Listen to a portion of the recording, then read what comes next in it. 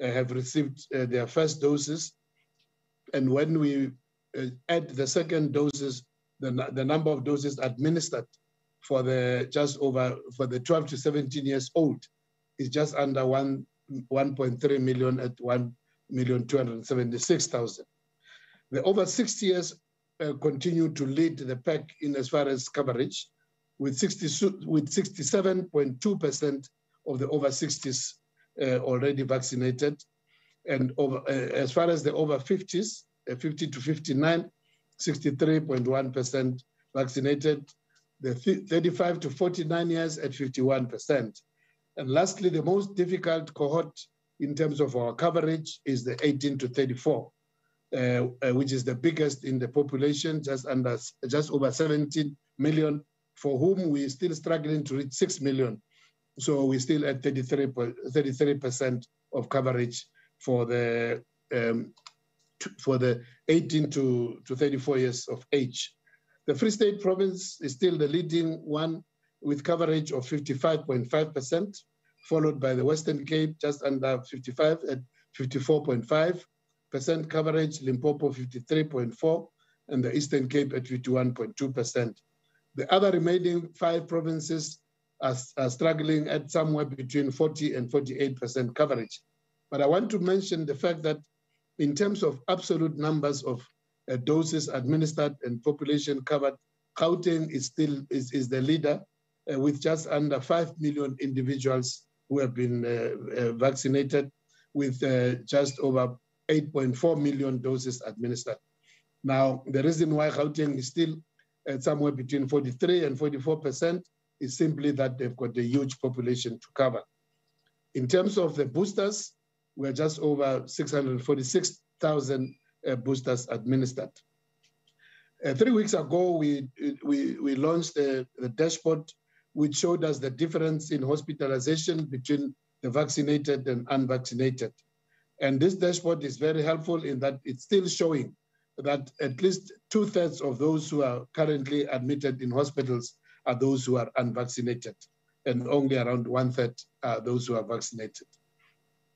Now, yesterday we visited Kamakaki High School in Gqeberha while on a visit to monitor vaccination and other health services in the Eastern Cape province and also in the metro, in the Nelson Mandela metro.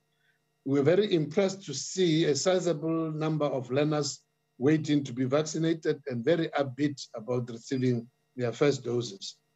They did mention that the school principal did mention that he's been working with his school managers, but also with the health staff from the district to plan this pop-up vaccination site, and with the cooperation of parents who had provided consent forms, signed consent forms before the learners could be vaccinated. And we believe that this is a sign of how we must work with the Department of Basic Education to make sure that we can reach out also to our learners at schools, especially at high schools. Our vaccination sites remain open and ready to offer services, including the mobile and pop-up services as exemplified by this visit we had yesterday at the high school in Gqeberha. And we hope to see many more of such, but we will only do this when we have a specific agreement with the schools so that we can make sure that this has maximum impact. We again appeal to all South Africans to seize the opportunity of protecting themselves and those around them now. Now is the time. While the fourth wave remains stable, as I've mentioned, a plateau, though, of course, it's clear that we're not out of the woods in as far as the infection is concerned. We're still above 10% of infection rates. We know that this virus is far from being eliminated, as we have indicated. Many people are still being infected. Many more are still in hospitals, in ICU, on ventilation. So the virus is still very strongly amongst us. And regrettably, still many more South Africans are succumbing to this virus. The only way to get closer to normal safety is for more people to be vaccinated, and also for those of us who qualify also for the boosters. As we know, that with the Johnson & Johnson, you qualify for a booster after 2 months, and for the Pfizer vaccine, after the 2 doses of Pfizer, you qualify after 6 months. So all these services are open and ready, and also on the mobile and pop-up. It is expected that by the end of February, we should be able to reach 5% of positivity, as I've indicated that once the schools now are settled, movement is settled, movement of people, we expect the continuing of the downward trend. But there is also expectation that as we get closer to winter, we'll get closer to the 5th wave, that the 5th wave is likely to break as we get closer to winter. Of course, it may even come closer earlier, depending on whether we experience variants of concern much earlier than we did with the Omicron. So only high coverage of vaccination will reduce also the emergence of more variants, and also will provide protection so that more and more economic and social activities can open. A week ago, Cabinet announced changes to a number of practices that we have used for the containment and prevention of the pandemic. These changes had initially been announced through a circular issued by DG Buthelezi late in December, just before Christmas, but which was later withdrawn, much to the consternation of many South Africans, especially from the medical profession. It caused a lot of confusion. The consultations which we needed to embark on and the alignment with previously gazetted regulations has now been finalized, and we are now in a position to confirm the application of the advisory which we received from the MEC just early in December, which Dr. Jeremy Nell will speak to. So as a result of the conclusion of those consultations and taking this to the Coronavirus Council and to the Cabinet, and also to the Presidential Coordinating Council with the provinces, we can now confirm as follows. 1, that we will discontinue quarantining of contact cases for COVID-19. So contact cases will no more be quarantined, so will no more be sourcing quarantine sites as we have done previously, where we acquired hotels and other facilities for quarantine. So this is going to stop immediately. 2, there will be no need for testing of contacts who are asymptomatic. Instead, if you test positive as a way of, as I'll indicate under certain why people would sometimes test positive and being asymptomatic, they should only take extra precautions in as far as mingling with people very closely for 5 to 7 days while observing whether they're going to develop any symptoms. Thirdly, contact tracing by health workers, including community health workers, will stop immediately. But in situations where there is a cluster outbreak in a clearly identifiable congregate settings, including in workplaces, we encourage telephone-based alerts to be given to those who may be affected by these outbreaks. So if you are in a particular meeting and somebody ends up testing positive, we encourage that the organizers, or if it's in a work situation, that the supervisors in the work should alert people who otherwise need to take precaution because they have been in a cluster outbreak. Fourthly, those who test positive on routine testing, such as travel or in meetings but are asymptomatic, should not isolate, but should observe the emergence of symptoms, taking the precautions which I've mentioned earlier on. The next point is that for mild illness, isolation is reduced from what we had given. We started at 14 days, came to 10 days.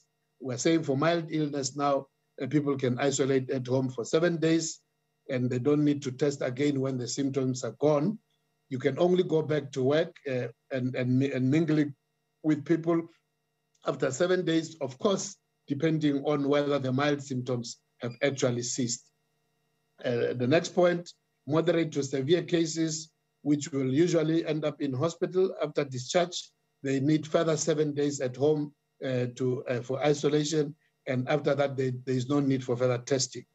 But going back to work, if you are a health worker, you need to wear an N95 mask for maximum protection, but also keep away from immunocompromised patients. Now, this is also for moderate to severe cases, as I said, who will likely end up in hospital.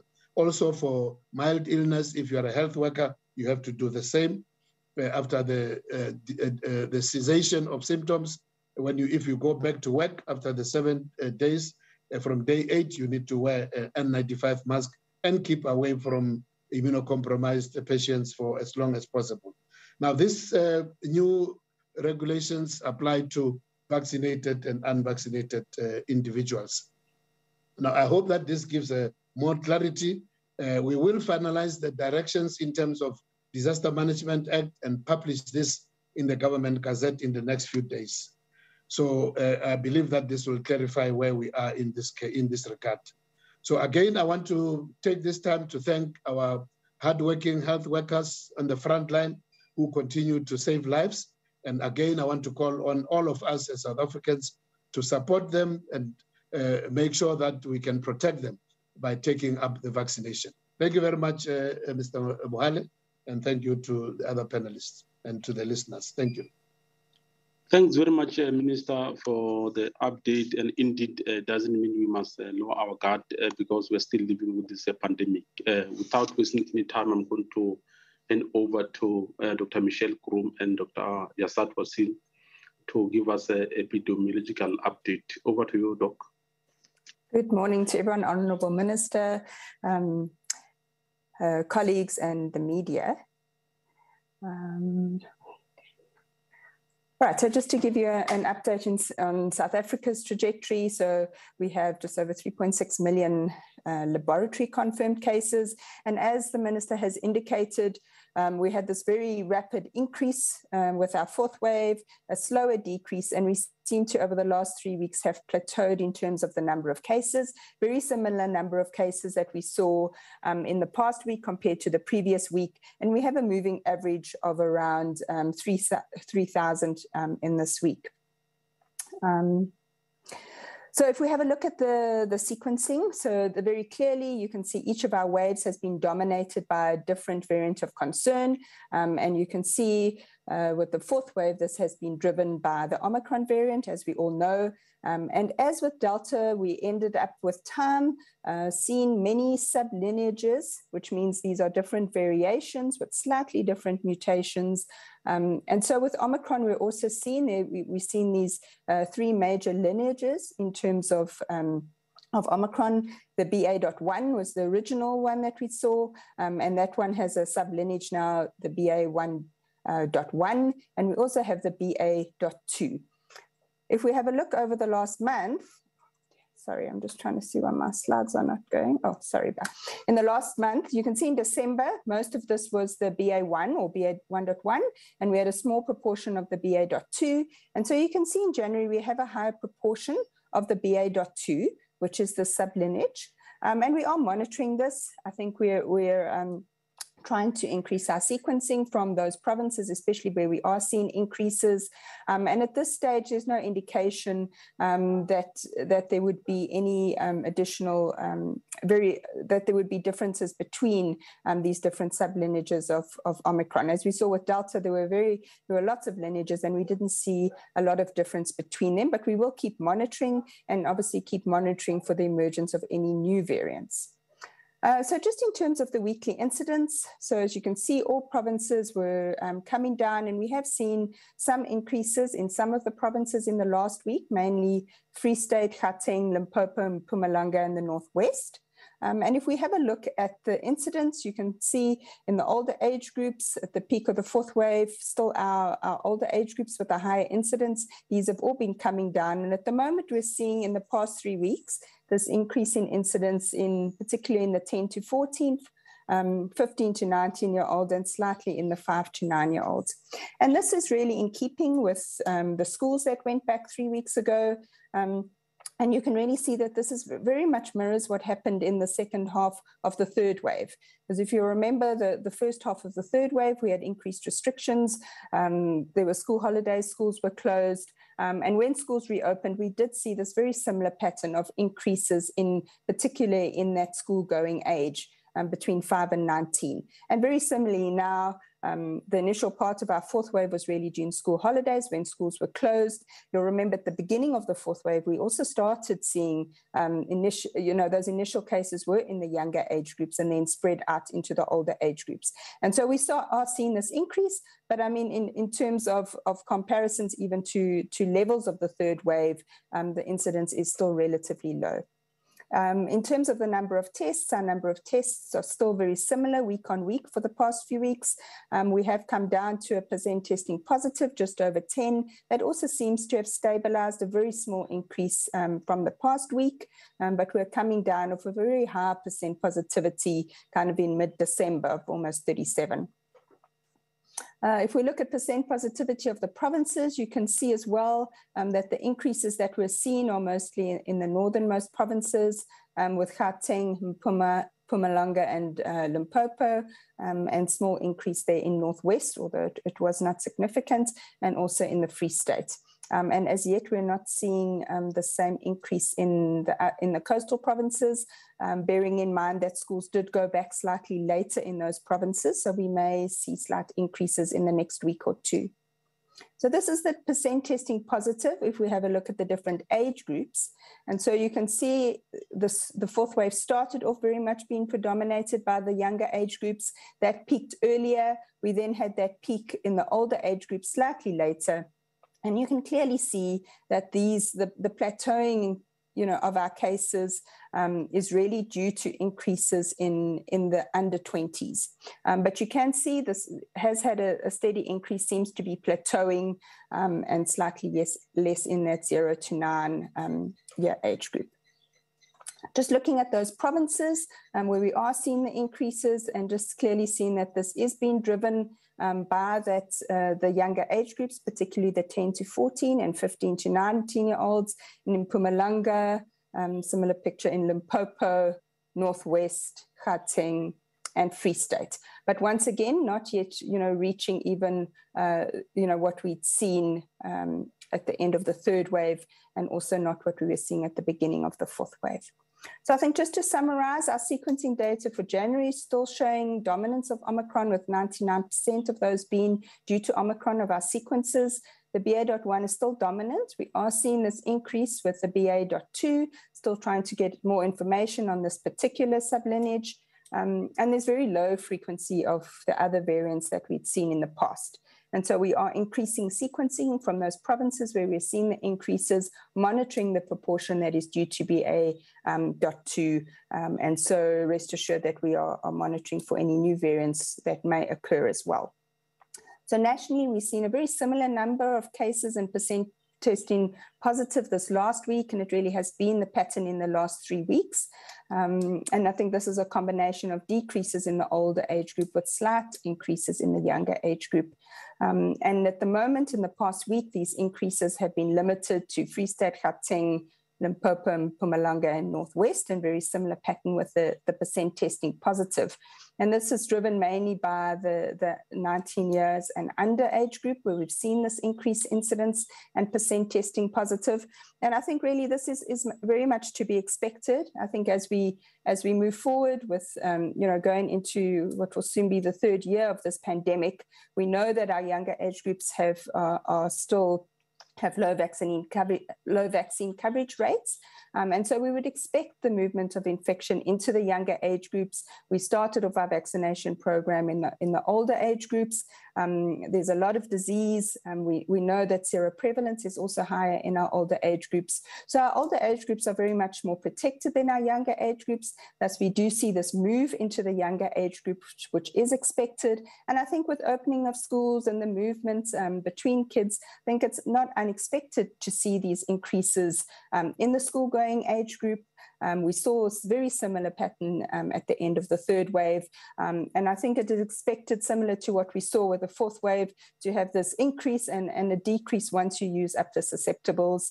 So I think, we just need to, the one thing just to monitor that we're not getting spread into the other age groups. But at this stage, I think not unexpected that we'll be seeing kind of small clusters and outbreaks in the school at this stage. I'll stop there and just hand over to Dr. Jasat just to present on the hospitalization data. Good morning, Honourable Minister, colleagues and the media. I'll take over from Dr. Kroom and just share with you some data on hospitalizations in the fourth wave. So by most metrics, the fourth wave is close to an end, meeting the threshold for the end of the wave. And what we've seen in this fourth wave is a decoupling of cases, admissions, and deaths. And so to show you that, when you look at the cases, admissions, and deaths over the 4 waves, you can appreciate that in the fourth wave, there was a lower proportion of cases who needed to be admitted and a lower proportion who died. And just looking at that a different way, when you compare the fourth wave to the third wave peak, you can see that cases peaked at a higher level than the third wave peak.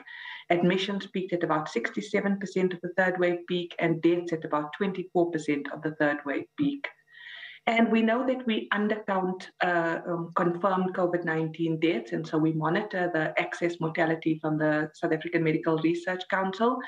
And in the fourth wave, we've seen a very low rise in excess deaths, and it's peaked and returned to the lower bounds of what's expected in terms of mortality. So just to look at some admission and death trends from the DATCOV surveillance system, on the left, you can see the trend in hospital admissions from 666 hospitals in the public and private sector. You can see that in the fourth wave, there were more admissions in the public sector, but in both the public and private sector, there's a decreased trend in admissions and returning to a low baseline that we saw pre-wave. On the right, you can see in terms of deaths, there was a much lower peak of deaths in the public and private sector in the fourth wave, and both have shown a downward trend for many weeks.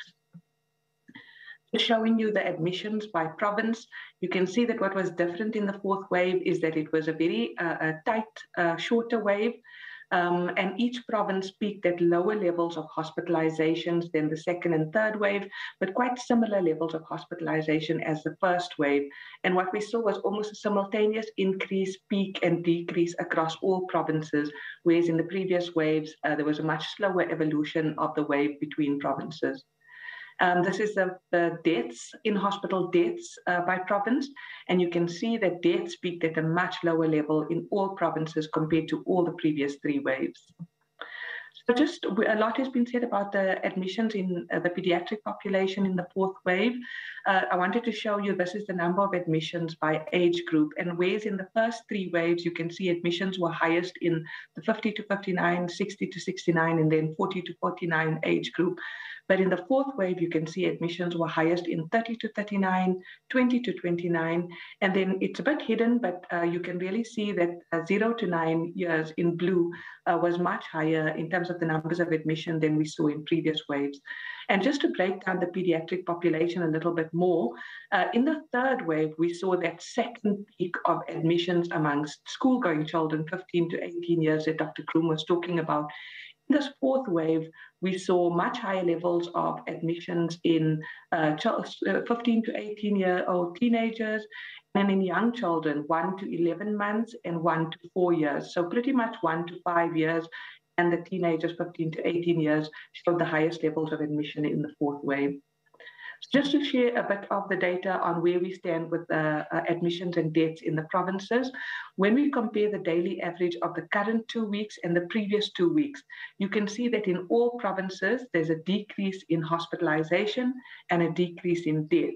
However, so sometimes aggregate trends hide the picture that are happening at lower levels. And so when you look at districts, you can see that there are a few districts that are showing an increase, some very small numbers, not really anything to worry about, but just to watch, but some with bigger numbers. In Free State, Garib showed a very small increase, but a bigger increase in City of Tshwane with 294 new admissions in the past week and a percentage average increase of 4%. So that's one to watch. Also in Limpopo, increases in Capricorn, Sekhukhune, and Waterberg. In Mpumalanga, increases in hospitalization in Geertsbande, and in Northwest, increases in Gakamodiri Mulema. So the provincial picture in terms of hospitalization in most provinces shows a decreasing trend, but I just want to focus on the provinces that have some increases in hospitalization. So first is Gauteng. We can see a decrease since the early peak in the public and private sector that's just leveling off a little bit. But what you can see on the right-hand side is admissions by district. There is a slight increase in City of Tshwane Metro. And when you look at Gauteng by age group, you can see that there are increases in admissions in the 30 to 39, 20 to 29, and then in children as well, in particularly the 0 to 9 years. And here you can see it better in the pediatric picture. You can see a slight uptick in children of all ages. Next is Limpopo. You can see in terms of hospitalization, there's an increase in the public and the private sector in the past week. And you can see that increase is in a few districts, Capricorn, Sekhukhune, and Waterberg. And when you look at the age group of admissions, you can see that it's in the young children, 0 to 9 and 10 to 19, but also some increases in young adults, 20 to 29 and 30 to 39 as well. And here you can appreciate the increase amongst young children. And finally, in Mpumalanga, the trend still looks downward, but just looks like a bit of a leveling off. And on the right, you can see by district that there's a little increase in Gert-Sibande. And when we look at it by age, again, you can see the increase in 20 to 29 age group, and then the 0 to 9 age group, or under 5s as well. Also, as we've previously reported, we now, at the end of the wave, are better able to analyze severity and death in the fourth wave compared to the previous wave. And when we look at a multivariable analysis of the factors associated with severe disease, when you compare to wave 4, you can see there was more severe disease in wave 1, 2 times higher, wave 2 and wave 3 almost 4 times higher. And so you can clearly see that in wave 4, we saw a much lower risk of severe disease. Similarly, when we looked at the factors associated with death, comparing the wave periods, you can see that compared to wave 4, there was a 2 to 3 fold higher increase in deaths in the first, second, and third wave. And just looking at that by different age groups, on the left is severe disease. And you can see for every age group, and particularly for adults, there's much lower severity in the fourth wave compared to the previous 2 waves. And in terms of deaths, those who died in hospital is much lower in the fourth wave compared to the previous 2 waves. And just to remind you, we've been collecting data on vaccination status, not complete, but we have for about 30% of patients vaccination status.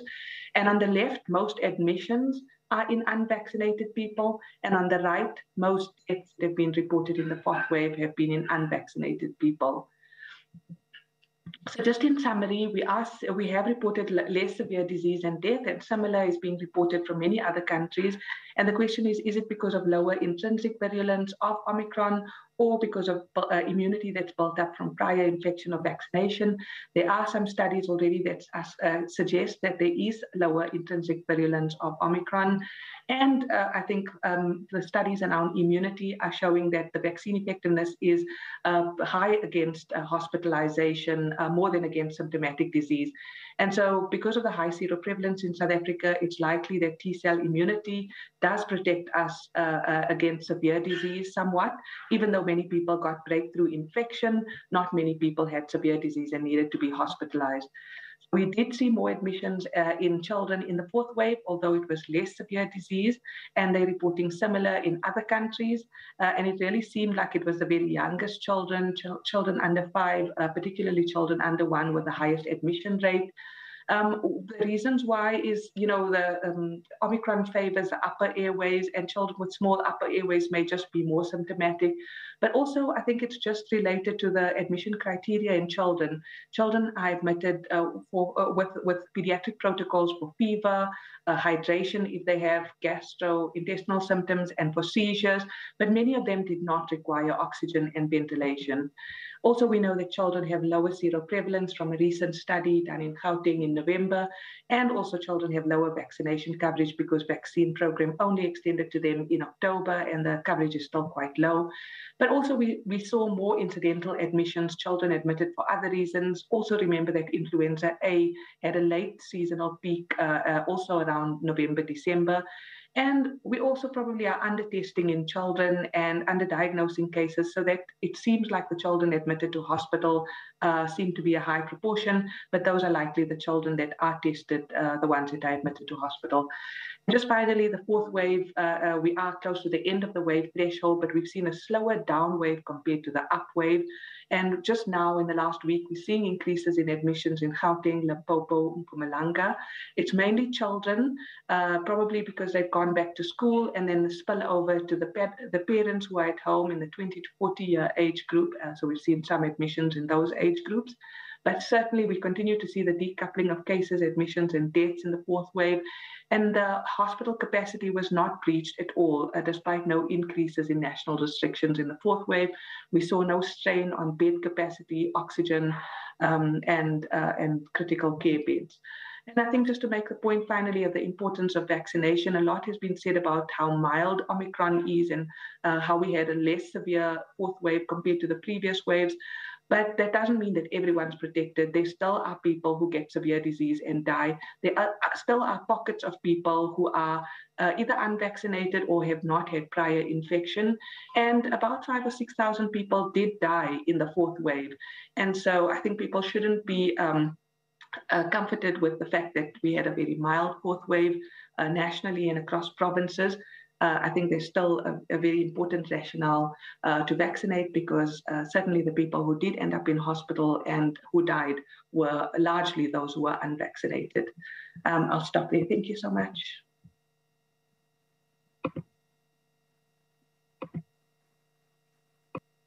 Thanks very much, Dr. Yassad and Dr. Michelle Group, for that update as far as epidemiological report is concerned. So as the minister has indicated that today we are joined by a member of the Ministerial Advisory Committee on COVID-19, Dr. Jeremy Nel, who's going to also emphasize on the issue of regulation as far as isolation, quarantine, and contact tracing is concerned. So I'm going to take this opportunity to hand over to Dr. Jeremy Nel to take the podium. Over to you, Doc. Thanks very much, and welcome to everyone, and welcome to the Honourable Minister and all the members of the media. So here I just wanted to go through some of the rationales to the changes of quarantine and isolation, just so that it's clear to as many people as possible through this. I think that it's quite clear that we are in a different phase of the epidemic, and that's been covered by Dr. Yassad just before me as well. Really suggesting that we do have now a lot of immunity in the population, largely from natural infection, some due to vaccination too. And in either case, it does seem to prevent at least the majority of severe disease. So that's an important thing, and that's probably the main reason why we've seen an uncoupling of the cases from severities. We've seen a lot of cases in the fourth wave, but not the same degree of severity. There's also, as each variant has become more and more transmissible, it's become harder and harder to achieve any degree of significant containment as we've got due to the measures we currently have. And so it's moving towards a more focus on mitigation is probably more viable and sustainable anyway. And then, of course, there's a lot that we've learned about the virus in the last 2 years. We know, for example, something that wasn't known when the outbreak started in 2020 is that there's a high degree of asymptomatic disease. In other words, many people can be positive, but actually not have symptoms or have only trivial symptoms. And that percentage, rather, it can be extremely high. In fact, in one South African study, it was in excess of 70%. But in any case, it's a large amount, and that makes it very difficult to contain as well. And it also has implications for what it means in terms of testing.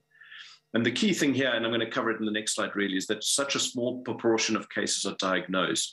And that's really one of the key drivers that is the rationale for changing what we now recommend in terms of quarantining and isolation.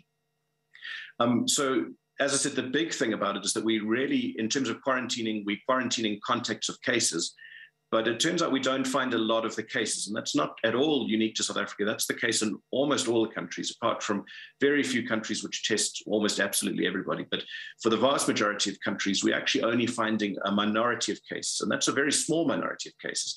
In South Africa, it's probably less than 1 in 10. Perhaps even 1 in 15 cases are ever identified. And that's for a number of reasons. One is that, of course, if you don't have symptoms, you won't test, and for the vast majority of cases. Even if you do have symptoms, you may not test because you might find it's expensive or inconvenient, or you just don't want to test for whatever reason. And then even if you do go and test and you do have symptoms, the tests themselves are maybe only about 70% sensitive. In other words, they're going to miss some cases of positive disease just because the tests aren't perfect. And so when you put it together, like I said, we probably only find about 1 in 10 to 1 in 15 of cases. And if that's the case, then it clearly means we're not finding the right people to quarantine either, because you're not finding the majority of cases, which means you're not finding the majority of contacts. We used to also isolate for high-risk contacts, quarantine rather for high-risk contacts. And I should remind again the audience, quarantining is not if you are positive, but if you're exposed to someone who's positive. That's what quarantining refers to. And so for high-risk contacts, that was usually defined as being within 1 meter to 2 meters for more than 15 minutes without appropriate masking, for example. We now know that that probably also doesn't reflect the most modern understanding of how the virus is spread, which is slightly more by so-called aerosols, in other words, through the air, with very microscopic droplets that we didn't know that played as much a role previously. And the new variants are also more transmissible, and of course the effect of the transmission in terms of immunity is different. So what it means to be a high-risk contact as well is probably not applicable anymore, unlike the previous regulations said. Big thing about quarantining is the enormous cost to society. With that, it takes a lot of people off the workforce who are well, and that applies to healthcare facilities and constrain them. And of course, one of the key ideas behind control measures and containment measures and mitigation measures is to prevent the healthcare system from being under strain. And this, by taking a lot of healthy healthcare workers out of the workforce through quarantining, actually can increase the strain. It's not, of course, just healthcare workers. It's across every discipline of the country, from other so-called essential services to government functions to just everyday businesses. There's enormous cost to this. And takes people, for example, out of schooling as well. There's a large downside to this. And in general, we found that at least the adherence to this anyway is pretty erratic. People are not good about quarantining at the best of times. And so that was the rationale, I think, for the suggestion to the Department of Health that we drop quarantining. And I think that time, will show that this is the right move. I think every country will eventually end up at this point, just at varying degrees of speed. But I do think this is a very, very good move in terms of where we are in the country and what we need to be doing. I don't think quarantining has any discernible public health benefit, given that we find so few people to start with who are positive. Quarantining those very few contacts of those very few cases is not going to be shifting a curve in any stage. And that's the predominant reason, although there are others, for why quarantining, I think, should be dropped and has been. Similar sort of rationale to isolation. Again, we're only finding 1 in 10 to 1 in every 15 cases, which really means that, again, from a public health perspective, isolation is pretty limited in what it can achieve. Isolation, again, remember, is if you are positive. So this is really saying that these at least there is some rationale to persist with isolation, because you're dealing with someone who's infectious at least. But we do know as well that you're much more likely to be infectious in the first few days around symptoms. So maybe a day or two before symptoms start to a day or two after is the kind of peak time for infectiousness. And it does decline pretty rapidly after that. And so what you're left with really is that you get the most bang for your buck in terms of isolation somewhere close to when symptoms start. And then the longer it is after symptoms begin, the less use you have. So it's about finding a balance between the right time to isolate to prevent most of the infections, while not trying to prevent absolutely every possible infection, which would require isolation probably of months, because people can shed virus for that long potentially. So it's really about trying to limit the amount of time that we isolate, but still getting the most benefit we can. Again, there's lots of downsides to society, the same ones we mentioned with quarantining.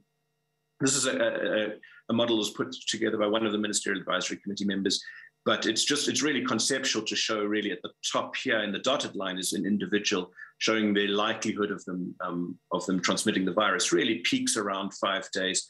And Ministerial Advisory Committee suggested 7 in the end, which is what the Department of Health's gone for. The CDC suggested a bit even more aggressive at 5.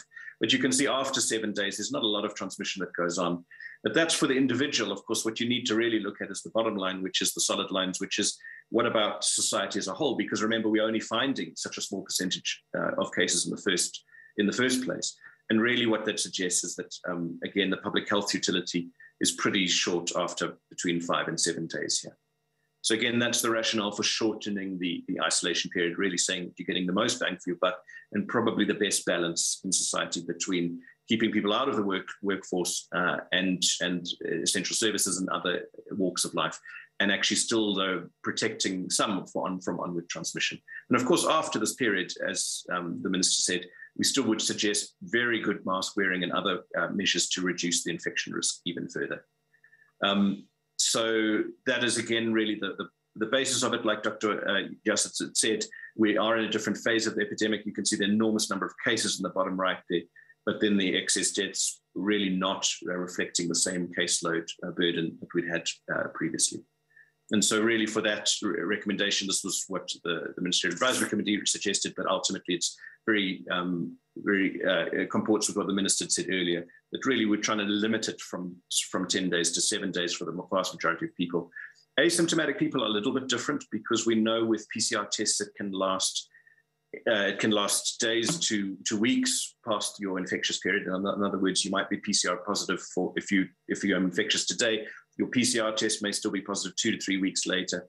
And that's one of the big reasons why we've never suggested repeating testing to determine if you're uninfectious or not. You can have a positive test and not be infectious if it's past the certain infectious period.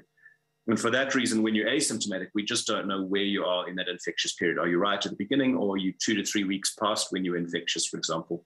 And for that reason, on balance, it's probably sensible for the vast majority of asymptomatic people not to require isolation at all. Many of them will not be infectious even though they test positive because of how long those PCR tests can remain positive.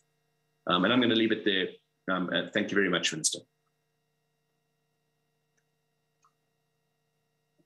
Thanks very much, Dr. Nel, for that contribution as far as the regulations or the health protocols are concerned. Without wasting any time, we are doing well in terms of time, and we've got so far, we've got about 8 questions that I'm going to take all of them at the same time so that we'll have enough time to respond to the questions, Honorable Minister and members of the panel. If you can allow me to go through this first set of questions. Question number 1 reads as follows. I would like to ask the Honorable Minister to address the issue of pregnant health workers who are released at 28 weeks of gestation. Is this still applicable? Question number 2, has the Department of Health formally issued the revised self-quarantine, self-isolation protocols following the cabinet decision on Monday? We will prefer to implement something formal that has been issued by the department rather relying on the media statement. I think the Minister has touched on this, but can still come back and emphasize on this question. Question number 3, good morning, Honorable Minister and the team. As the Omicron surge declines internationally, some countries have indicated that citizens will no longer be required to wear masks in public. Is this a consideration in South Africa? Question number 4, Rian Broadwell from Business Tech is saying the Minister has previously said that the government was set to make a decision on mandatory vaccinations before the end of January. What is the latest in this regard? Question number 5, can Minister and members of the panel please speak to us about mRNA COVID-19 vaccine that is being made in Cape Town? I need 2 voices on this story.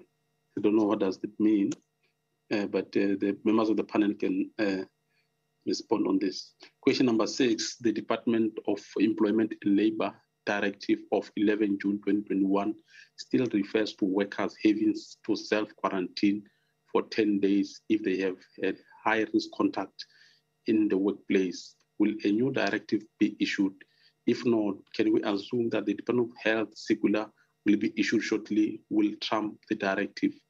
It's a bit confusing when the departments, different departments are saying different things. Question number 7, can the experts please tell us of those currently hospitalized? How many are vaccinated? How many are not? Additionally, do we know exactly how effective the vaccine is in stopping the infections? How likely are you going to get vaccine? How likely are you to get vaccine COVID-19 if you are fully vaccinated compared to those who are not vaccinated? The last question, US regulators now describe J&J as a 2-dose vaccine, and the WHO also recommends a 2-dose regimen for J&J. The manufacturing company also acknowledges that data better support a second shot 2 months after the first dose instead of 6 months later. With this in mind, will South Africa's official policy change to recommend a two-shot regimen for J&J? And if so, what will it mean for people who are considered fully vaccinated at dose and those who have received a second dose as a booster shot? This is the first and the only set of questions. I know there was some attempt to respond to some of these questions on the chat, but for the benefit of those who are not connected to the chat, we'll appreciate if you can respond to all these questions. Over to you, Minister and members of the panel.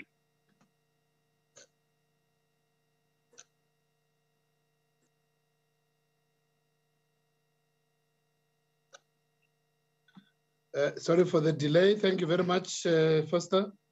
I will take question number 3, which is about masks. And then I'll also take number 4 about vaccine mandates. And then I'll request that Dr. Crisp gets ready to take, or he can, I don't know whether Dr. Bamford may be better placed. I don't know, I'm not very familiar with the health workers released at 28 weeks of gestation. Is it for maternity leave? I don't know. Somebody who may understand it better maybe can deal with that. The issuing of revised directions, DG, if you can get ready to deal with number 2 on revised directions. And then I'm hoping that Dr. Crisp can respond to the mRNA produced in Cape Town. And I think colleagues from the NICD can deal with 7 about vaccinations and hospital. They've dealt with it, but there's a follow-up question. The issue of the 2-dose J&J, I'll weigh into it, but I'm sure that in the team, we don't have anybody from VMAC. Maybe Dr. Crisp can also come into it, but I'll make a comment on that. So let me start with question number 3, which is the Omicron surge is declining. Some countries have indicated that citizens no longer are required to wear masks in public. At this stage, we have not been advised to go this route. Again, I want to emphasize that as the department, we are the lead department which advises the National Coronavirus Council and also Cabinet. And we are also advised by the Ministerial Advisory Committee on the COVID, on which Dr. Jeremy Nell is a member of. At this stage, we have not been advised to venture into dropping the masks. I must also just add that a number of countries, there's different approaches in different countries, but the viewers and listeners and participants will be aware that there are a number of countries where the use of masks is still very considered quite essential in the control of COVID. In fact, just interestingly, I was just reading an email from Prof. Abdul Karim on his visit to Vietnam, which Vietnam has got a very tight control on the spread of COVID, doing very well. And they have 100% compliance with the use of masks in indoor and outdoor. And as a result... Well, that's where we have to leave that health briefing. Minister Joe Phaahla there just basically giving a little more indication and summing up what has come out thus far. We heard about the levels of hospitalization, the fact that we seem to be coming out of that Omicron wave of the coronavirus, and of course the relaxation of some of the restrictions and protocols. So what will happen now is all of those will be gazetted, and then of course it takes takes effect officially. But with that, we are going to have to leave it. And Desiree Chauka is standing by with the agenda. And as you have seen over the past few days, we've taken those JSE interviews live. But please take care. Please be safe. I hope to see you back here on Monday. But of course, there's Weekend Morning Live. Lebu and Simpiwe got you covered there.